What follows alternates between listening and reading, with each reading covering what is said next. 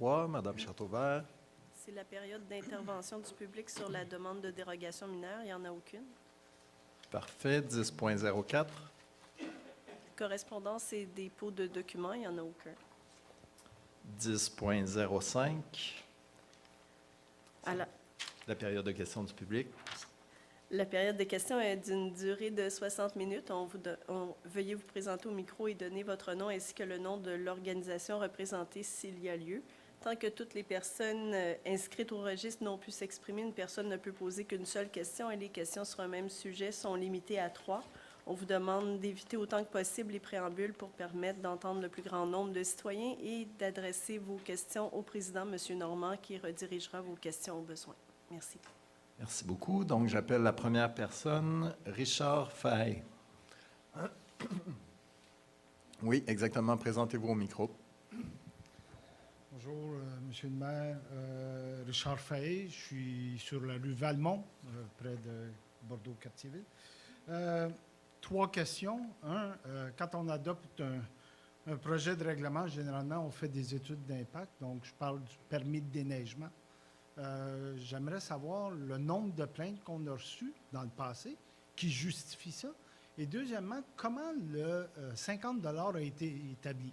Pourquoi pas 25? Pourquoi pas 75? Fait que ça, c'est... Première question. Voulez-vous que je les donne Ben, en rafale? Non, c'est bon. C'est 2 questions normalement. Fait que je prends celle-là, puis ensuite, vous aurez une question de suivi si vous voulez. Donc, effectivement, je vous dirais que l'année dernière, mis à part le temps particulièrement spécial qu'on a eu tout au long de l'hiver, la plainte principale qu'on a reçue, puis notamment, je parle pour moi dans le district de Sault-Récollet, c'est celle du blocage de places de stationnement sur rue par la neige provenant de terrains privés qui étaient disposés sur les terrains publics. Pour ce qui est des plaintes, je n'ai pas le nombre exact, mais c'est une plainte récurrente et des principales plaintes. L'autre aspect qu'il faut dire, c'est que le règlement, depuis 2010, interdisait le dépôt de la neige privée sur le domaine public et que plusieurs personnes n'ayant pas l'espace sur leur terrain se voyaient en infraction. Donc, ce qu'on a voulu, c'est corriger cette situation illogique-là en mettant effectivement un petit frais, parce que ce n'est pas tout le monde qui a contribué. Il y a certaines personnes qui ont soit pas de neige à mettre du domaine privé sur le domaine public, soit qui ont l'espace pour le faire sur leur terrain. Puis ça nous permet aussi d'en faire une sensibilisation. Le règlement qui l'interdisait était méconnu. On n'avait pas nécessairement la force de frappe pour le faire appliquer. Maintenant, on a un système qui nous permet, avec l'affichage du permis dans la fenêtre, de voir si c'est respecté puis si le permis est là. Puis on a également des inspecteurs en surplus qui ont été embauchés pour d'autres tâches, notamment la salubrité, mais qui peuvent l'hiver appliquer ce nouveau règlement-là. Quant à les frais, on en a discuté, on a fait l'évaluation de ce qui se faisait dans d'autres arrondissements, on a pris les avis techniques de nos ingénieurs et de nos agents techniques, on en a parlé entre nous à de multiples reprises, puis on a établi un tarif progressif, modulé en fonction du nombre de logements, notamment, et ensuite de l'espace commercial ou de la ruelle. Puis on l'a adapté ensuite, suite à une première plage de temps où il a été en application. Je ne sais pas si vous avez une question de suivi. En fait, ça ne répond pas à pourquoi 50 ou 25 ou 75. Parce qu'à un moment donné, il faut déterminer un montant. Parfait. Ma deuxième question, en fait, vous la considérerez peut-être la troisième, mais vous avez dit en entrevue qu'il y avait eu plus de 1000 permis qui avaient été émis. Ma question est associée aussi au processus administratif pour obtenir le permis, un processus qui est très fastidieux ou très imposant sur la main-d'œuvre. Ma question, c'est en quoi le budget de déneigement ou d'administration a été augmenté, parce qu'avec 1000 permis, il va y en avoir beaucoup de neige dans la rue qui va être pelletée là. Donc, je présume que notre budget de déneigement a été augmenté. Bien, le budget de déneigement, il est d'abord au niveau de la ville-centre, puis ensuite, il est transféré à l'arrondissement. Donc, ce n'est pas automatique avec l'instauration du règlement. Comme je vous dis, ce qu'il faut prendre en compte, c'est que beaucoup de personnes le faisaient déjà. La pratique était installée alors que c'était une infraction. C'est ce qu'on vient corriger maintenant.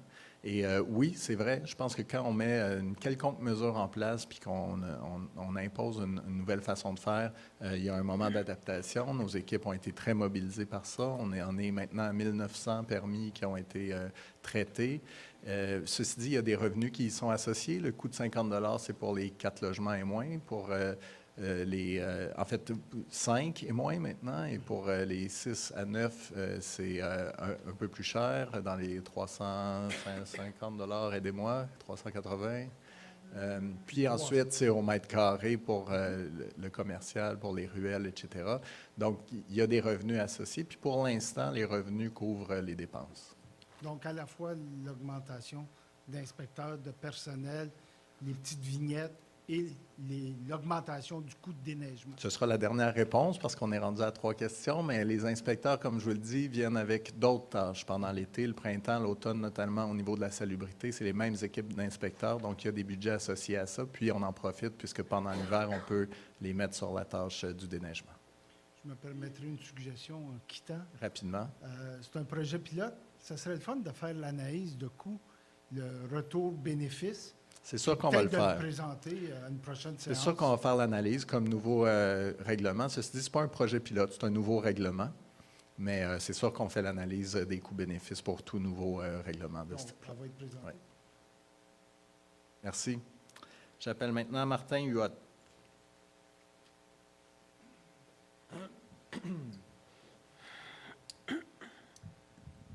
Bonsoir.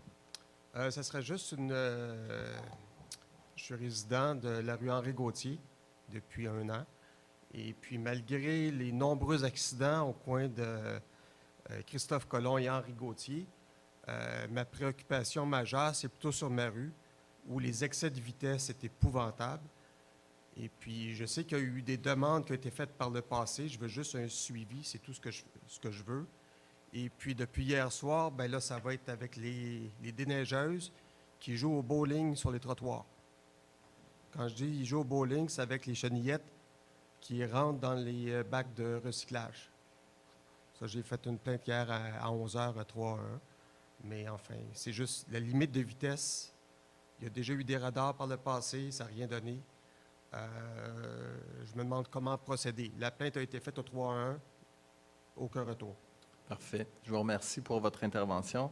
Je vois que vous avez 2 numéros de requête, donc un pour la vitesse, puis un justement pour le déneigement. Donc, dans ce cas-là, c'est sûr qu'en venant poser votre question ici ce soir, nos services en prennent connaissance, puis il va y avoir un suivi qui va être fait directement avec vous. Évidemment, moi, je ne suis pas en mesure de vous donner le suivi concrètement, mais on va vous contacter, on a vos coordonnées. Juste peut-être répéter le processus, comment ça fonctionne.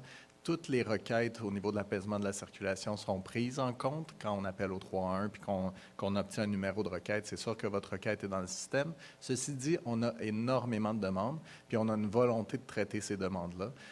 Pour ne pas passer devant d'autres demandes antérieures, bien, on les accumule puis on les traite l'une après l'autre. La manière que ça fonctionne, c'est que l'année qui suit l'année où la demande a été faite, pendant la période printemps-été, on installe une machine qui mesure le volume et la vitesse des véhicules en moyenne pendant 2 semaines. Ensuite, selon les données qu'on en ressort par rapport à un niveau qui est fixe, on établit s'il y a besoin ou non d'application d'une mesure. Donc, c'est vraiment scientifique comme processus. C'est tout balisé. Et si la limite est dépassée d'un certain stade, il y a une mesure qui va être mise en place. Puis, il y a une progression selon les mesures, que ce soit une mesure juste de la présence policière, soit une mesure comme des bollards dans la rue, ou ça peut aller jusqu'à un dos d'âne. Et l'implantation de la mesure se fait l'année qui suit. Donc, effectivement, c'est un processus qui peut sembler long. C'est étalé sur un minimum de 2 ans, mais toutes les requêtes sont prises en compte puis sont traitées l'une après l'autre. Si je peux me permettre, Oui. Il y a déjà eu les opérations radar il y a quelques années. Ça n'a rien donné.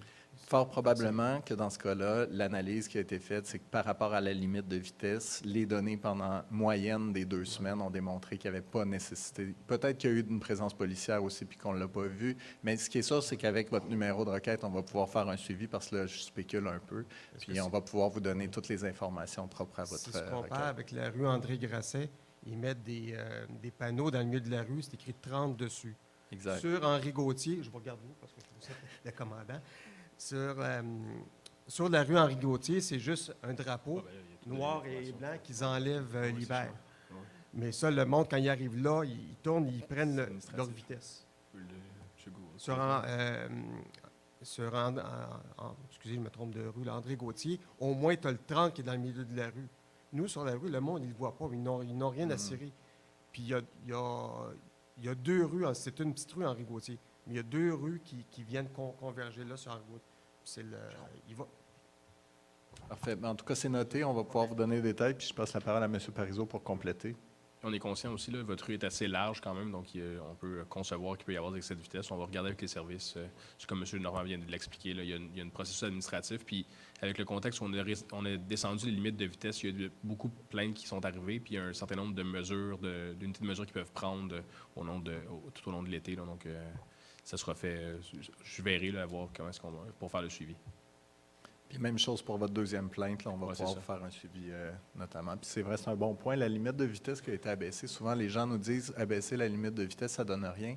Bien, ça vient nous aider dans ce cas-là, parce que quand on fait l'analyse de vitesse, si on est 12 km/h en moyenne au-dessus de la limite, c'est là qu'une mesure est imposée. Fait qu'avant, à 50 km/h, par exemple, il faut être à 62. Lorsqu'on est à 40 ou à 30, bien, c'est 42 ou 52. Donc, ça vient baisser le standard, alors que les véhicules ne se sont pas nécessairement adaptés. Et donc, on n'implante plus de mesures d'apaisement. Donc, c'est là que ça vient. Merci pour votre question. On doit attendre encore quelques années, j'imagine. Bien, vous allez avoir le suivi par rapport à votre requête. Puis si Oui. c'est une nouvelle requête puis qu'il n'y a pas eu d'intervention qui était nécessaire par le passé, on va refaire une analyse. C'est certain, M. Parizeau va pouvoir faire le suivi avec les services. Si j'ai un suivi en 2020, moi, j'ai pas de problème. Je vais vous faire un suivi. Merci de votre Merci. question. J'appellerai maintenant Rosaria Valente.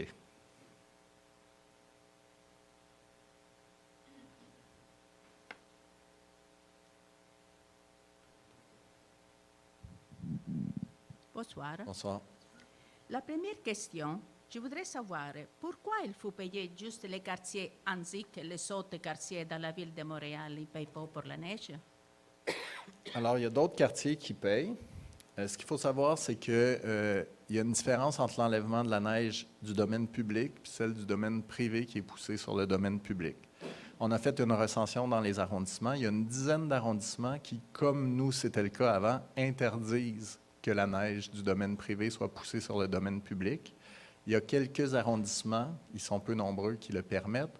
Puis il y a d'autres arrondissements, dont ceux desquels on s'est inspiré, qui émettent un permis avec des frais pour permettre de disposer de la neige du domaine privé sur le domaine public. Donc, ce n'est pas spécifique à un de ces quartiers-là, au contraire. Mais il y en a quelques-uns, parce que la majorité, ils ne payent pas pour la neige, c'est au moins jusqu'à date. Au moins jusqu'à date. La majorité, c'est interdit de le faire. La deuxième question, quand moi je sors de la porte, j'ai fait à peu près 10 pas, puis ça c'est chez moi. Rendu où est-ce que l'arbre, ça appartient à la ville de Montréal, OK? Mais moi, il faut que je sorte dans la rue. C'est sûr que je vais nettoyer la neige, oui, la mienne, j'ai les gazons, je peux la mettre sur les gazons. Mais rendu où est-ce qui appartient à la ville de Montréal, c'est normal que moi je la mette dans la rue. Exactement. D'abord, ça, on peut le faire librement. Tout à fait. La neige qui est déjà sur le domaine public, donc à partir de la limite OK. de l'arbre, Voilà. peut demeurer sur le domaine public. Tout à OK. fait. À ce moment-là, je n'aurai pas besoin de prendre un permis Non, pour la mienne que je la mets. exactement. OK, c'est juste que je voulais être éclaircie pour ça. C'est la question que je venais poser Tout à ce fait. soir. Voilà. Merci. Merci à vous. Bonne soirée. J'appelle maintenant Suzanne Bissonnette. Ah non, pardon, je vais vous passer par-dessus numéro 4. Vincenza Biello.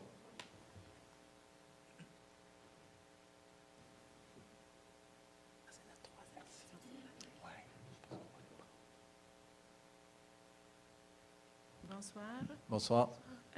En effet, ça a répondu partiellement à ma question. C'était la neige disons que, comme vous dites, que vous avez des plaintes, vous avez reçu des plaintes pour qui s'occupent des stationnements. Mais en effet, nous, quand on veut sortir, il faut qu'on déplace la neige. Puis ça, comment prouver que c'est la neige qui était dans la rue et non la neige qui était dans... en tout cas, c'est ambigu un peu. Puis, une autre chose, vous dites que par l'occupant, c'est-tu les locataires, un exemple, une maison qui est complètement louée, c'est-tu les locataires, aux locataires aller chercher le permis ou comment? L'occupant vous... Ça dépend. Effectivement, il y a plusieurs cas de figure. Ça, C'est ça. c'était un peu ambigu Ça dépend à mon comment c'est interprétation. organisé dans chaque immeuble. Donc, il y a OK. des immeubles où c'est le propriétaire qui engage un contrat de déneigement, puis ensuite OK. qui le gère avec l'entrepreneur. Il y a certaines personnes qui vont offrir des places de stationnement, mais qui ne sont pas entretenues. Certains, c'est dans la ruelle, puis pour y accéder, il faut déneiger la ruelle, puis c'est plusieurs résidents qui se mettent ensemble, propriétaires ou non. Donc, il y a vraiment plusieurs cas de figure, mais oui, l'occupant pourrait être locataire, Le puis locataire. se prémunir d'un permis de déneigement, effectivement. OK. Pour revenir sur la question de départ, effectivement, quand c'est à la limite, par exemple, quelqu'un qui aurait un abri tempo, puis qui, sur le devant, son entrée charretière a de la neige, qui la laisse sur le domaine public, comme je le disais à la personne précédente, c'est normal, ce n'est pas de la neige qui est transportée du domaine privé vers le domaine public. Une chose qu'on souhaitait faire avec ce permis-là également, c'est de sensibiliser les entrepreneurs, donc ceux qui dégagent avec un camion puis une pelle, puis Oui. qui souvent vont Souvent, bloquer. il le met du voisin en face. Exactement. Donc, c'est là où on avait beaucoup de conflits. Donc, nous, on s'est assuré d'interpeller tous les déneigeurs privés de l'arrondissement au mois de juin. Il y a une lettre qui a été envoyée à tout le monde pour leur présenter la nouvelle façon de procéder. Ils ont été mis dans le coup dès le départ. Puis, un des éléments sur lesquels on essaie de travailler, c'est d'éviter qu'ils poussent la neige, mais qu'à la place, ils installent des têtes de souffleuses et qu'ils soufflent la neige sur les terrains privés lorsqu'il y a de l'espace pour le faire. Puis déjà, il y a un entrepreneur qui a transformé ses pratiques et qui le fait. Donc, c'est une des mesures qu'on souhaite Mais aller une chercher avec sur ça. le nombre, Et là, ça c'est- fait juste quelques semaines, mais ce qu'on Ouais. souhaite à terme, c'est de changer les pratiques aussi pour Oui. à la fois que le déneigement, l'enlèvement de la neige dans la rue soit plus efficace, Oui. mais aussi que, justement, il y ait moins de neige dans la rue. Parce que la pratique générale, c'est soit le voisin en face ou éparpillé sur une bonne partie de la rue. Ça, on connaît cette pratique-là. Mais c'est un peu ce qu'on souhaite contrôler, justement. C'est très bien. Je vous remercie. Merci. Bonne soirée. Donc, j'appellerai maintenant Mme Suzanne Bissonnette. Normalement, ce serait la quatrième question sur le même sujet. Donc, selon nos règles, c'est pas accepté, mais je vous inviterai à poser votre question très rapidement si vous avez un élément nouveau à présenter. Bonsoir. Euh, Moi, je demeure juste euh, en front de l'école Jean Gabor. Est-ce que vous n'avez pas déjà... Vous êtes Ah, ensemble? Oui, je demeure à l'école Jean Gabor, juste Ok. devant. Toute la neige de l'école, Ah, la Juste jette. juste une seconde, juste pour être clair. J'ai appelé Mme Suzanne Bissonnette. C'est moi. Donc, OK. C'est ensemble. J'ai une Si- question. OK. Ben, soit vous passez votre droit de parole à madame, soit vous le promenez, mais organisez-vous entre vous. Ce ne sera pas deux personnes. Là. Oui, mais moi, je pense que la règle pour la neige est la plus stupide règle d'Annecy. Je pense que ce n'est pas pour les gens sans une garage, c'est pour les riches. Les riches payent $50, pas de problème, mais ma voisin n'est pas $50 pour payer. Et nous n'avons pas un garage. Et les gens avec le garage payent les $50 et mettre de la neige dans la rue. Et ce n'est pas une place pour notre voiture. Seulement rue. C'est beaucoup de gens sans garage. Mais les gens avec le garage mettent de la neige dans la rue. Ce n'est pas une place pour les voitures. C'est juste les riches qui sont bénéfices pour cette règle. Ce n'est pas pour les pauvres, ce n'est pas pour les gens qui vivent dans En fait, l'antique. c'est un des éléments qu'on souhaitait mettre en place. On aurait pu mettre une mesure qui est dans la taxe foncière puis que ce soit partagé par tout le monde, mais on se disait justement que c'était inéquitable de faire payer tout le monde pour de la neige qui est transportée du domaine privé au domaine public qui concerne seulement quelques personnes. Puis nous, ce qu'on se dit, c'est aussi une mesure d'éco-fiscalité. Si on a une entrée pour mettre une voiture ou des voitures, on peut se permettre un petit frais, puis entendons-nous, 50 $ par année, c'est pas non plus si élevé, qui nous permet de ne pas être en infraction. Il faut aussi se rappeler, excuse-moi, je vais mais juste terminer, non, ça ne marche pas. C'était 200 Madame, $200 attendez un pour les instant. gens en Madame, bas. Mais un non. instant. C'est chacun notre tour. Je finis ma phrase, puis ensuite, vous pouvez poser votre deuxième question, ou non. Je vous remercie. Malheureusement, madame, vous étiez déjà inscrite, si je ne m'abuse. No, ci vuole parlare perché, Oui, mais ascolta, à côté de moi, è payé C'est- mille papiers. Toute la neige devant la salle maison. c'est juste que... Elle est mise toute sur le trottoir. C'est peut-être pas passer. Madame, je vais vous inviter juste, dans le fond, parce que là, il y a eu un certain nombre de questions sur le même sujet. Je vais vous donner ma carte, je vais vous inviter à m'appeler, parce que c'est tous des cas qui sont très précis à votre situation. Ça ne me dérange pas, je vais venir vous voir sur le terrain, je vais venir voir votre situation, ça ne me dérange pas. C'est juste parce qu'il y a eu beaucoup de questions. Viens voir, parce que moi, je travaille encore, parce que pour C'est payer bon. les taxes. C'est bon? Et Je comprends. L'école, tout avant de moi. Qu'est-ce que tu Mhm. as fait? La montagne. Là, la Ouais, ouais. maman à côté, avec le prof. Il n'y a pas de problème. Moi, je n'ai pas le droit de Ouais. jeter la neige. Il n'y a pas de problème, je comprends, je sais même où vous habitez, donc je vais vous donner ma carte puis je vais venir vous voir. Ça va me faire plaisir. Vous allez me faire un café? C'est correct. C'est correct. Appelez-moi. Appelez-moi. Puis, Madame, madame, appelez-moi, puis je vais venir vous voir. C'est correct. C'est correct. Merci. merci. Merci, madame. Madame. Alors, on va continuer. J'appellerai maintenant madame Lorraine Allaire.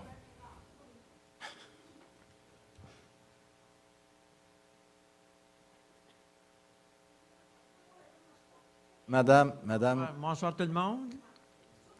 madame, par respect, on va écouter les questions des autres personnes. Moi, c'est surtout une opinion, là, c'est parce que j'ai vu le PLD là, qui a été voté ou accepté. Je me considère comme dépendante de la voiture. Je me demande si je suis la seule ce soir qui est venue en voiture. Étonnant.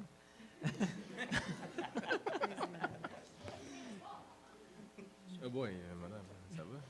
Est-ce qu'il y en a plusieurs parmi vous qui êtes venus en autobus ce soir à vélo ou à pied? Ou c'est venu en voiture ou en covoiturage? Parce que là, je me sens là, un petit peu mis de côté, parce que moi, je prends ma voiture pour venir ici. Puis quand je sors d'ici, surtout, j'aime être en sécurité. Si je fais des sorties aussi dans le bas de la ville, ces choses-là, comme j'aime quand je reviens chez moi le soir, être en sécurité. Puis on sent un peu, là, on parle souvent de la population vieillissante, j'en suis. Alors, mais les règlements qui sont passés ou qui sont acceptés, ce sont tous des règlements acceptés par des gens qui sont en force de l'âge comme vous autres, là, comme dans mon temps, dans le temps. Alors, j'aimerais ça, peut-être qu'on pense un petit peu plus à notre génération. Je pense qu'on nous oublie un petit peu, qu'on nous chamboule pas mal dans tous les changements qui s'en viennent. Maintenant, là, il y a l'autre chose aussi, ce ne sera pas long, l'histoire des vignettes. À cause des voitures, moi, j'appelle ça de la discrimination. Peut-être que je ne suis pas correct, mais c'est parce que la voiture électrique, c'est pas tout le monde qui a les moyens de s'en payer une. Et puis même, déjà, on parle de les batteries de ça, là, ils ne savent pas quoi faire avec trop encore. Ils n'ont pas découvert de procédé pour les détruire quand ce sera le temps. Alors, peut-être que ça va être pire que le pétrole encore. Et puis, on parle des VUS. Les voitures, je ne sais pas comment vous allez gérer ça. Moi, j'ai un VUS, mais le petit VUS, c'est pas par luxe, c'est parce que c'était un besoin de mon mari qui avait des problèmes. Alors, moi, j'appelle ça, je ne sais pas si je me trompe, mais j'appelle ça de la discrimination. J'espère que vous allez corriger ça. Puis, je ne parle pas pour moi, j'ai mon entrée. Mais je regarde ça aller, là, il me semble que... Je vous remercie de m'avoir écouté. Bien, ça fait plaisir. Évidemment, nous, l'intention qu'on a avec toutes les mesures d'apaisement de la circulation que l'on met de l'avant, puis la lutte au changement climatique, c'est certainement pas de cibler une catégorie de la population. Au contraire, ce qu'on souhaite, c'est rendre les intersections plus sécuritaires pour tous les usagers. On est tous, à la fois, à quelques occasions, piétons ou utilisateurs de transports en commun ou automobilistes. Nous, ce qu'on a à cœur, c'est vraiment la protection des plus vulnérables, que ce soit les familles, les jeunes enfants ou les personnes âgées. Il y a beaucoup de mesures qu'on met en place pour développer le transport actif qui servent aussi, notamment au transport motorisé, d'aide motorisé au déplacement pour les aînés. L'élargissement des trottoirs, les saillies de trottoirs, même les pistes cyclables qui permettent de rouler justement en aide motorisée. Donc, on ne le voit pas du tout comme une mesure discriminatoire.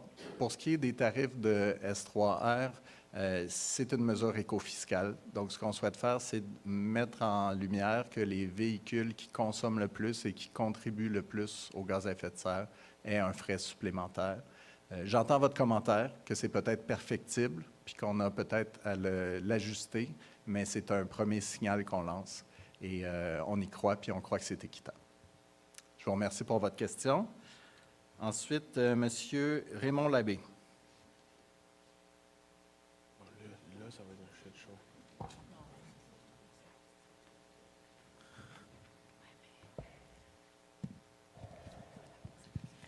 Bonsoir.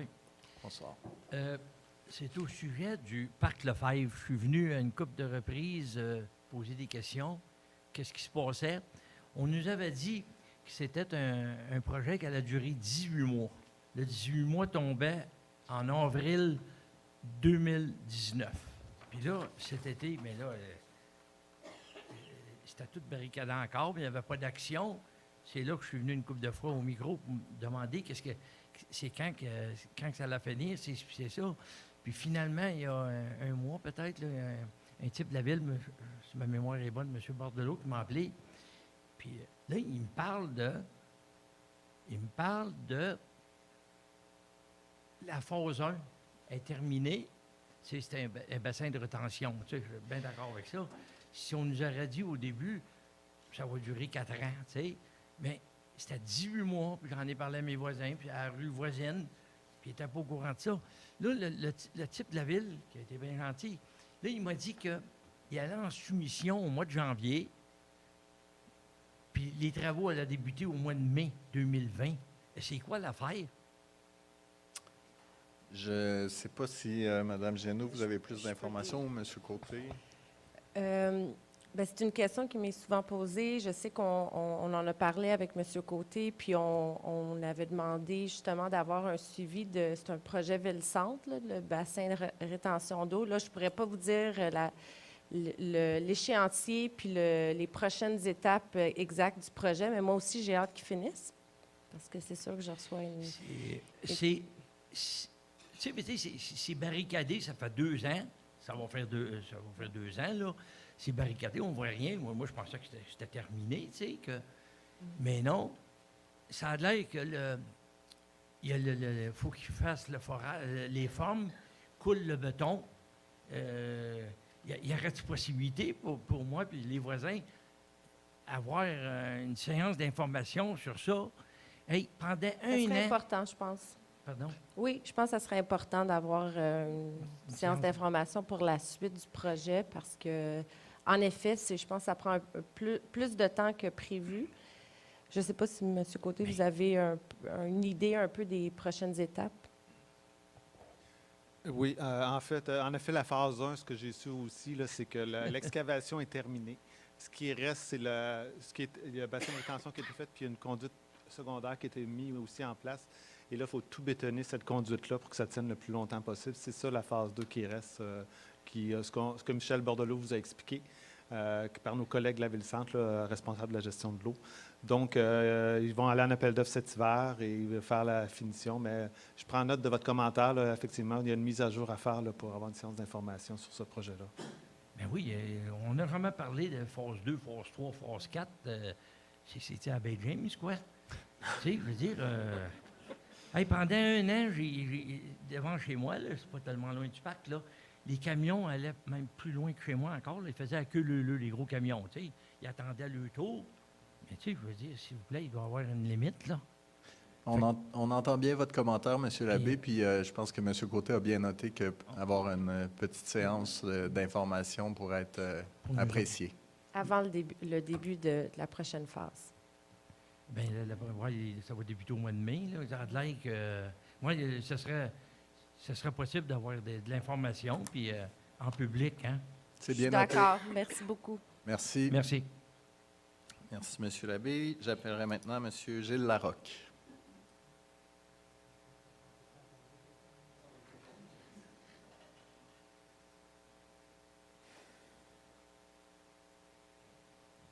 Bonsoir, M. le maire. Bonsoir à tous. En passant, là, ça prend bien du temps, M. Côté, vos permis. Ça fait 6 semaines que vous avez encaissé mon chèque, puis je ne l'ai pas encore. Ça fait que... est-ce que je vais l'avoir pour la prochaine tempête? C'est votre première question? C'était pas... Non, c'était pas une question, c'était un petit commentaire. Je ne sais pas, moi...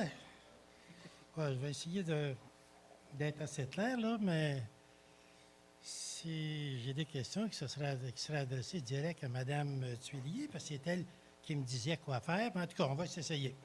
Dès septembre, j'ai commencé à vous achaler sur l'endettement, sur la dette. Et puis, on m'avait garanti que M. Lavallée me préparerait un beau tableau retraçant l'historique de notre dette. Bien, l'historique de notre dette, ça, c'est l'historique. Du début à venir à aujourd'hui.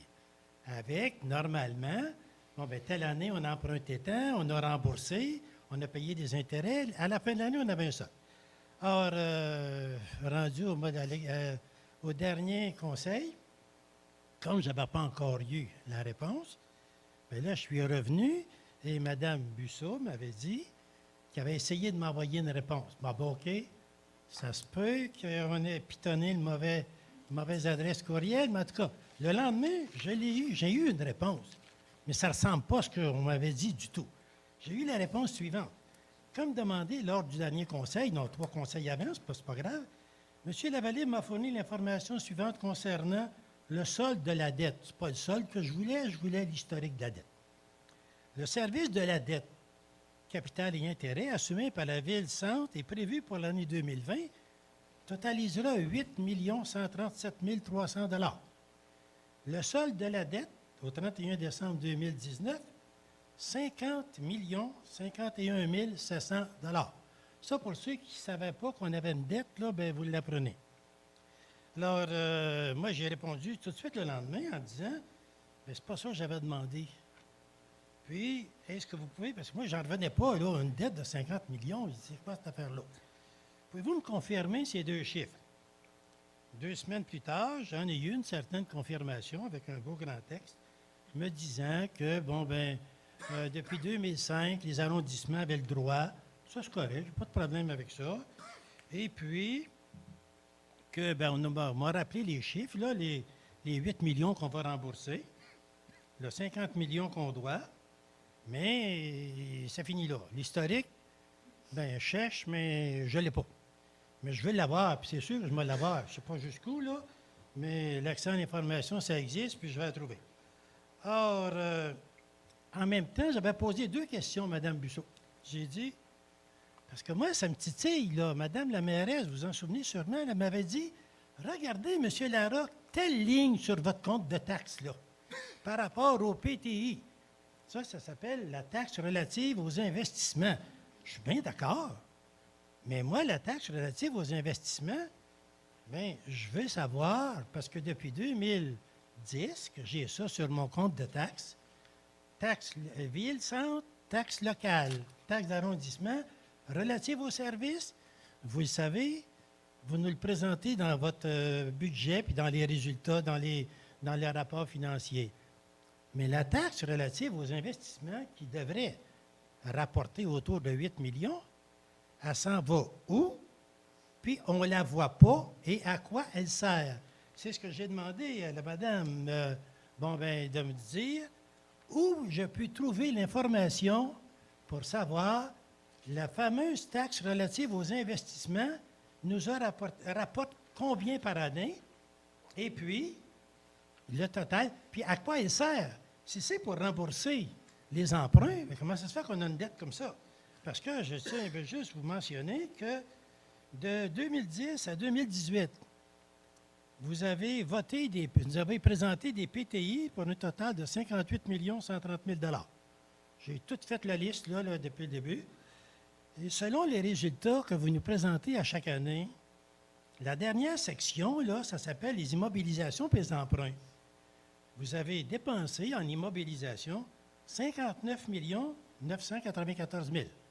Puis vous avez emprunté, vous nous dites ça, 53 488 000. Or, quand on a des PTI de 7 millions, puis si la taxe relative aux investissements nous donne autour de 8 millions, je ne sais pas pourquoi qu'on emprunte. Alors, c'est une longue question. Oui. mais qu'on va tenter de démêler ce soir. Premièrement, je pense que c'est important de dire qu'au-delà de la technicalité courriel, vous avez des échanges réguliers, puis on répond à vos questions. Madame Busseau vous a transmis de l'information. On avait en tête que ça répondait à vos questions, mais si c'est encore mélangeant, j'inviterais peut-être Madame Siminaro à tenter de nous clarifier une fois pour toutes la taxe sur l'investissement et à quoi elle sert et où elle va.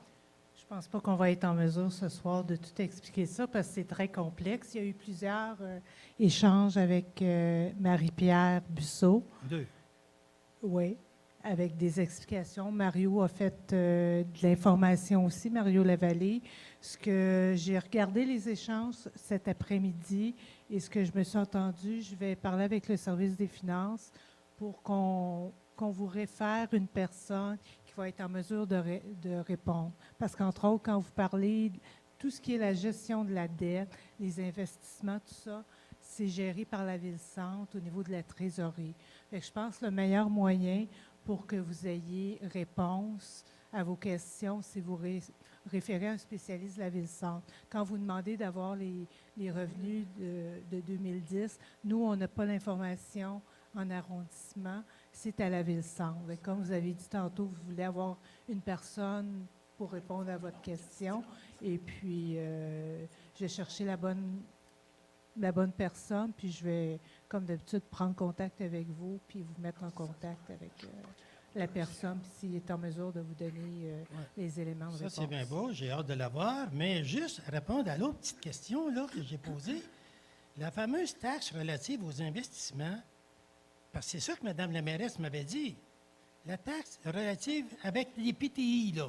Est-ce qu'il y a un lien direct entre la taxe relative aux investissements puis les PTI? Dans ma tête, ça devrait être pour payer les PTI. Oui. Donc, si c'est ça, elle rapporte plus que les PTI. Donc, ce que c'est l'endettement, je ne comprends plus rien. J'ai hâte de voir la personne en question parce que s'il faut, je vous dis, m'aller à l'accès à l'information, mais je vais le savoir, ce que ça rapporte, puis comment ça se fait qu'on a une dette comme ça. Parce que au niveau de la dette, j'ai tout compris ça, là, que c'est la Ville-Centre qui l'administre. Mais la Ville-Centre n'est pas plus transparente qu'on peut l'être ici. Parce que quand on regarde, la Ville-Centre a une dette totale de 12 milliards. Bingo! Mais pourquoi que la Ville-Centre, puis M. Doré, puis son équipe ne nous disent pas, sur les 12 milliards, il y en a tant qui relèvent de tel arrondissement, de tel autre, de tel autre, de tel autre. Ça, là, on saurait à quoi s'en tenir. Mais on ne le sait pas. Il y a 12 milliards de dettes, puis là-dedans, il y a la dette de l'Annecy-Cartierville, il y a la dette d'Anjou, il y a la dette de tout le monde. C'est un maudit melting pot. Je comprends aussi, vous parlez de transparence, tout ça, puis je pense que c'est une bonne idée ce que vous avez. Moi, je peux vous rendre en compte. Je peux avoir un contact là, qui vous réfère, sauf étant donné que vous parlez de confiance, puis tout ça. Mais je pense que c'est une bonne idée de demander officiellement au service du greffe de la Ville une demande d'accès à l'information, puis ils vont suivre les règles d'accès à l'information, puis vous allez avoir l'information de la Ville-Centre officielle. On a ces informations-là, puis on va s'assurer qu'elles se rendent à vous. Non, mais vous le savez, tout le monde savait ça qu'on avait une dette de 50 millions? Oui. Moi, ça me dépasse. Merci pour votre question. J'appelle maintenant M. Frédéric Bataille.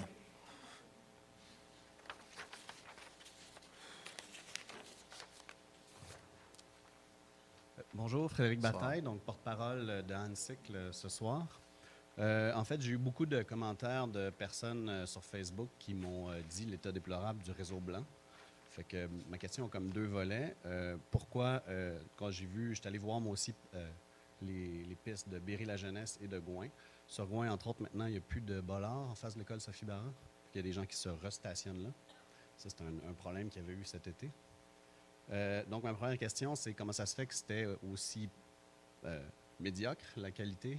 Puis, qu'est-ce que vous allez faire? Puis, ça va être quoi l'étendue du réseau blanc cet hiver? Bien, je pense que d'abord, la piste sur Gouin, c'est particulier. Les travaux d'Hydro-Québec ne sont pas terminés. Comme vous le savez, ce qu'on souhaite, c'est rapatrier la piste dans un lien continu qui va être une bidirectionnelle côté nord de Gouin. Donc, dès qu'Hydro-Québec va se retirer, c'est ce qui va être mis en place. Il nous manque encore des arrimages avec la STM, mais c'est ce qu'on vise. Puis, il sera beaucoup plus facile de l'entretenir à ce moment-là, effectivement. De manière générale, à date, on n'a eu qu'un seul chargement, sinon c'est des déblaiements.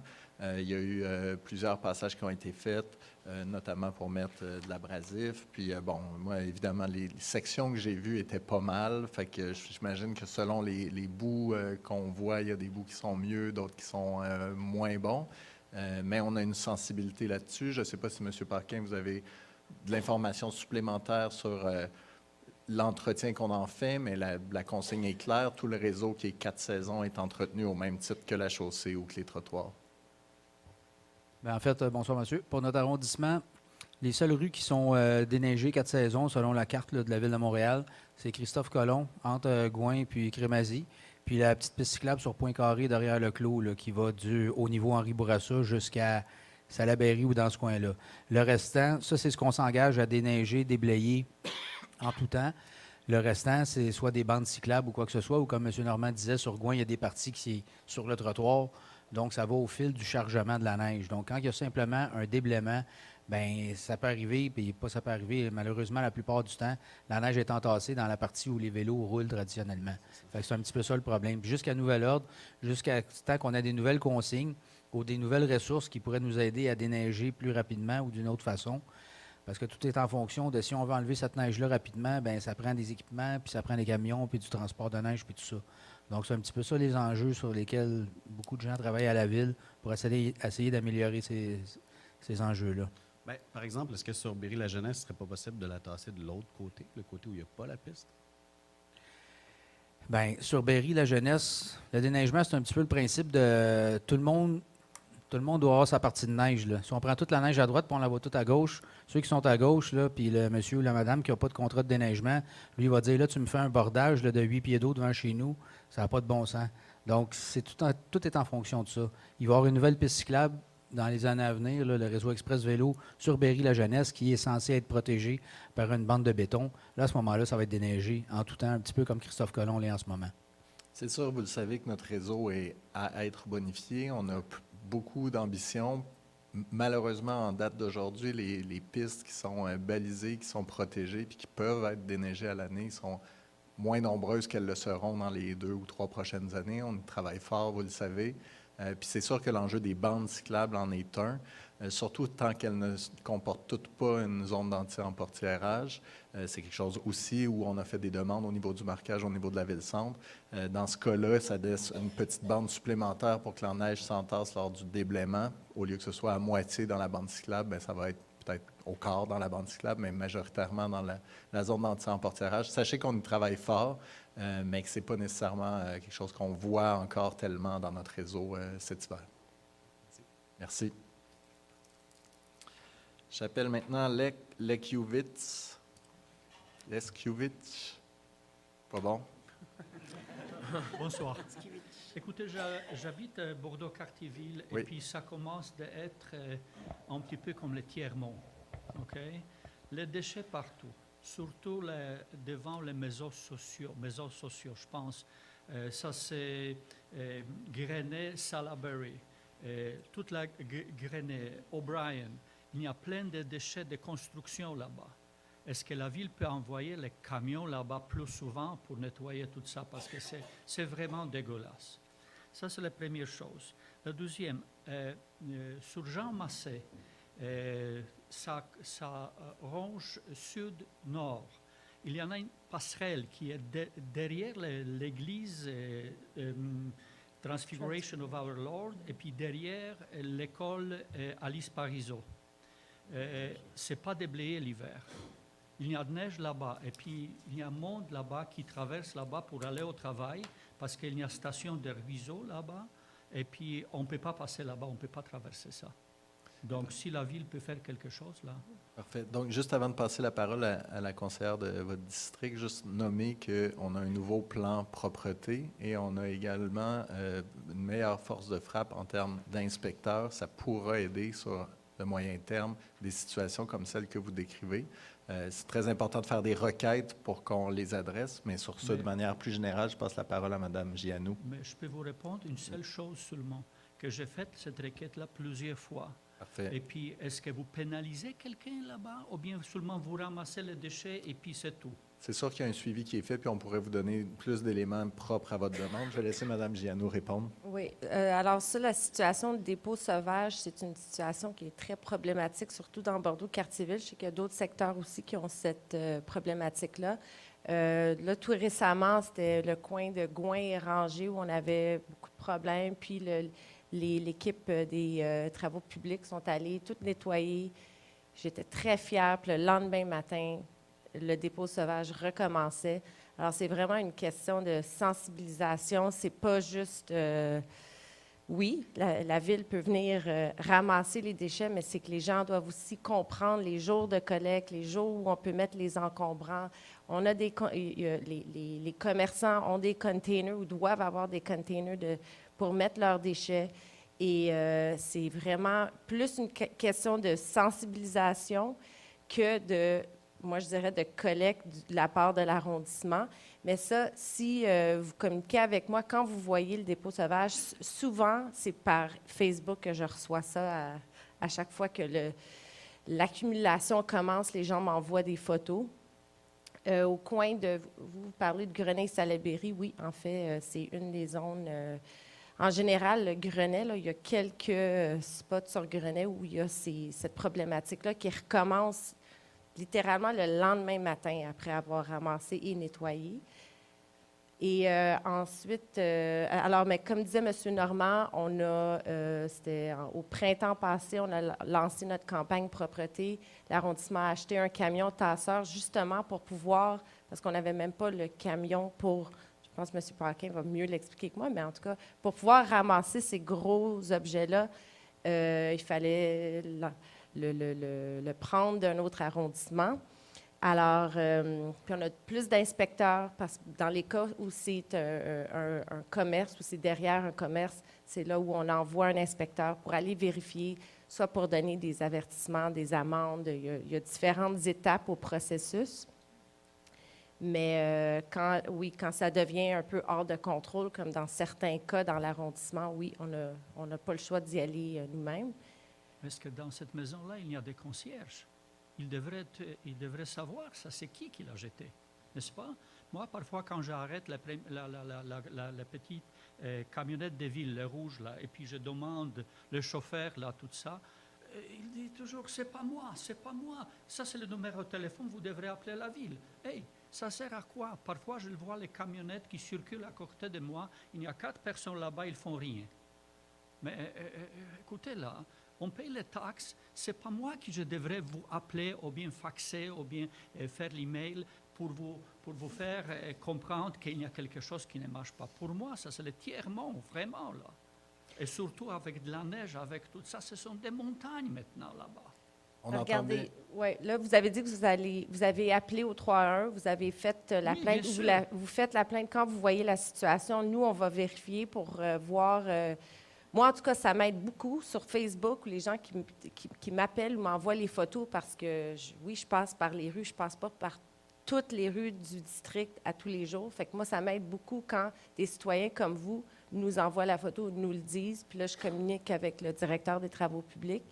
Puis là, vous dites que c'est, je ne sais pas si c'est sur le domaine privé ou public. Ce sont les maisons sociaux, selon moi, là. Énorme Fait qu'on maison. va faire un suivi sur ce cas-là en particulier. Puis pour répondre à votre deuxième question, là, j'imagine que vous parlez des passerelles, Transfiguration of Our Lord, vous parlez de la passerelle qui est vraiment... en arrière de l'église. En arrière ou à côté, celle qui rend à du domaine? Bon. Ça va traverser du domaine et puis après ça, en arrière de l'école Alice Parizeau. Parizeau. Parce que derrière l'école Alice Parizeau, c'est sûr que la passerelle, elle est déneigée. Peut-être qu'elle n'a pas été déneigée parce que c'est la débarcadère de l'autobus scolaire de l'école. Mais si vous parlez de celle qui est à côté de l'autobus 164, je vais être très précis, là, mais fait que est-ce qu'elle va du nord au sud? Exact. OK. Alors, c'est à côté de l'école. Parce que celle derrière, elle est déneigée. Fait qu'à côté de l'école, c'est un très bon point. Je pense qu'on va regarder ça parce que c'est sûr qu'on pense souvent à les gens qui prennent l'autobus là ou les écoliers qui débarquent de l'autobus. Mais en effet, c'est une passerelle qui est utilisée pour ceux qui prennent le train à la gare du Ruisseau. Alors, on va vérifier. On va Puis, vérifier si c'est un aussi très bon point. du domaine public ou du domaine privé, mais si c'est possible de le faire, on va l'évaluer, bien sûr. OK. Merci. Merci bien. Merci. J'appellerai maintenant Marie-Ève Lachapelle. Bonsoir. Si vous me permettez, M. Normand, tout à l'heure, dans l'audience, il y a eu un commentaire assez désobligeant vers les femmes. Une dame qui s'est présentée au micro, elle était fâchée. Et étant donné que Mme Gianou, elle nous a sensibilisés au fait qu'il y avait encore de la violence envers les femmes qui avait lieu en 2019, je voulais dénoncer afin de ne pas banaliser ce genre de commentaires. Et j'appelle tout le monde, surtout messieurs, à exercer votre droit de parole avec respect. Merci.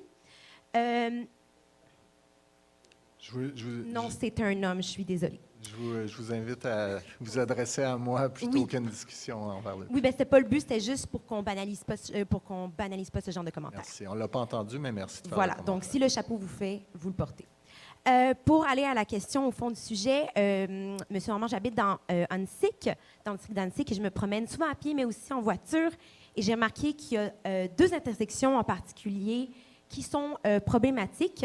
La première, c'est Fleury et Grand-Allée, où il y a un arrêt uniquement pour les gens qui vont du nord au sud sur le boulevard Grand-Allée. Et l'autre intersection, c'est Meilleur et Sauvé, où il y a un feu de circulation qui pourrait être repensé. Donc, je suis contente d'être venue ce soir parce que vous avez justement parlé du plan local de déplacement. Et je voulais savoir si dans le plan, notamment, il y allait avoir une restructuration de ces deux intersections, parce que à d'Auteuil, j'ai vu la police qui s'est rendue là à plusieurs reprises. Il y a eu l'air d'avoir plusieurs accidents. Et Sauvé est meilleur avec la reconfiguration pour l'autobus. Exactement. Les feux de circulation ne sont peut-être pas appropriés pour indiquer aux automobilistes quand tourner et donc protéger les piétons et les cyclistes, étant donné qu'il y a aussi 2 arrêts d'autobus et un futur projet immobilier qui va voir le jour. Donc, je veux savoir s'il y avait des projets pour ces 2 intersections. Excellent. Merci beaucoup pour la question. En fait, on l'a nommé effectivement, le plan local de déplacement nous donne des outils.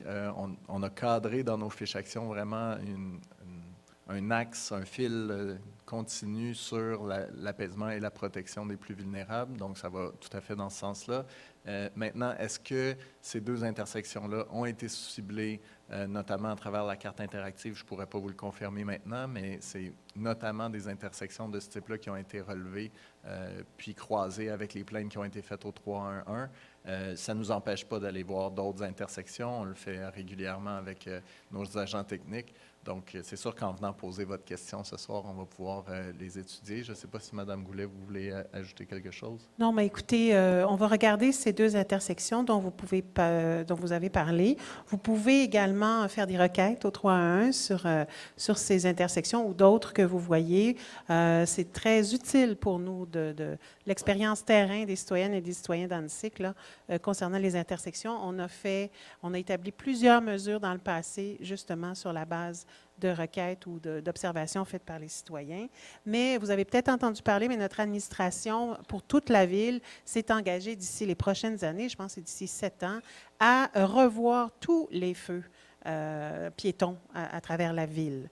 Alors, c'est un vaste chantier auquel on est toutes et tous conviés, là, à la ville-centre, et qui va vraiment faire une différence là, dans l'arrondissement. Écoutez, on a sécurisé beaucoup de nos intersections. C'est vraiment une obsession pour nous, l'apaisement de la circulation dans nos rues, mais notamment la sécurité aux abords des intersections. Et pour les grandes artères comme Saint-Laurent, Sauvé, c'est plus compliqué souvent. Ce sont de grandes artères. Il faut un ensemble de mesures qui soient mises en place. Mais dès qu'il y a un accident, par exemple, vous l'évoquiez, avec notre programme Vision Zéro, dans les heures qui suivent, il y a une enquête qui est faite et tous les intervenants concernés, des PDQ, de l'urbanisme de la ville et de l'arrondissement, doivent faire un rapport sur les accidents qui sont survenus dans les intersections et tout de suite proposer des mesures, celles qui peuvent être mises en place rapidement, le sont. Et il y a un rapport qui est fait pour des mesures à plus long terme après. Donc, et nous, comme élus, on est très au fait là, de ce qui se passe et on suit ça attentivement, là. Donc, merci. Merci beaucoup de nous en avoir parlé. Si je peux me permettre, c'est pas un complément, mais c'est juste pour dire qu'il y a une super belle intersection que je pense que toute la ville de Montréal devrait s'inspirer. C'est dans le district de M. Parizeau. C'est au coin, en fait, Meilleur et Sauvé. C'est tellement clair. Il y a du marquage au sol, il y a des flèches. Meilleur Chabanel. Meilleur Chabanel. Donc, oui, il y a du marquage au sol, les flèches sont claires. Tout le monde peut passer quand il veut, les piétons sont protégés. Donc, je vous lance l'idée que ça devrait être répliqué partout. Merci beaucoup. Vous avez raison que l'implantation du SRB justifie notamment qu'on revoie la synchronisation puis la signalisation dans son ensemble pour les feux meilleurs sauvés.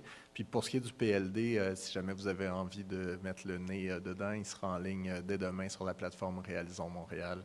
Puis voilà, peut-être qu'elle est déjà, cette intersection, une des deux ou les deux déjà nommées au plan, ce qui ne nous empêche pas par ailleurs d'explorer plus en avant les solutions à mettre en place. Merci beaucoup. J'appelle maintenant la dernière personne, Mélanie Busby.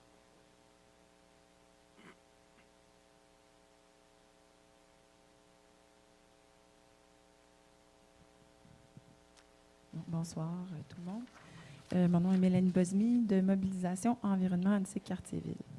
Donc, je voudrais dans un premier temps vous féliciter pour le plan local de déplacement. On a été conscient de tous les efforts que vous avez faits pour consulter puis être à l'écoute de la population. Puis ça, c'est très apprécié. On peut en témoigner. Je veux juste faire un rappel, qu'on a une problématique de changement climatique puis que le transport au Québec, c'est vraiment notre principale source d'émissions de gaz à effet de serre. Puis que, donc, c'est pour ça que c'est important de trouver des alternatives à l'auto solo à essence. Ce plan local de déplacement-là, il est doux, je trouve. Fait que, s'il y en a qui ne sont pas contents des mesures qui se sentent attaqués par les mesures à la voiture, moi, je peux vous dire qu'on a déjà beaucoup de retard par rapport aux mesures, dans les mesures pour favoriser les autres modes de transport par rapport aux arrondissements voisins, par rapport, entre autres, à la quantité de pistes cyclables. Fait que je vous dirais qu'il faut qu'on fasse toute notre part d'efforts. Puis, je veux faire un petit commentaire éditorial aussi avec la dame qui disait tout à l'heure qu'elle se sent défavorisée. Je pense que les personnes âgées puis les familles aussi, c'est peut-être des personnes qu'il faut préserver dans ces mesures-là. J'irai dans le même sens qu'elle. Ma question, elle est par rapport à l'électrification des transports. Donc, dans les discussions, on a vu que vous aviez une mesure sur l'électrification des transports. Une mesure.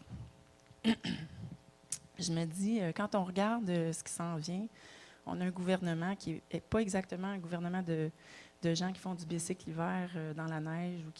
La CAQ, c'est quand même un gouvernement pro-industrie, pro-commerce. Ce n'est pas des gens de gauche là, qui s'intéressent aux environnementalistes bizarres. C'est vraiment des gens qui sont quand même assez mainstream. Puis ce qu'ils nous proposent, c'est un plan. Ils vont arriver en février avec un plan d'électrification du Québec. Donc ça, c'est vraiment à nos portes. Puis quand on est rendu que la CAQ le propose, là, ça s'en vient à grande vitesse. Là. On n'a pas le choix. On est là. Puis là, on a une mesure sur l'électrification des transports que la Ville-Centre va installer des bornes. C'est une mesure qui est assez floue, à moins qu'il y ait eu une bonification par rapport à ce qu'on a vu au dernier plan.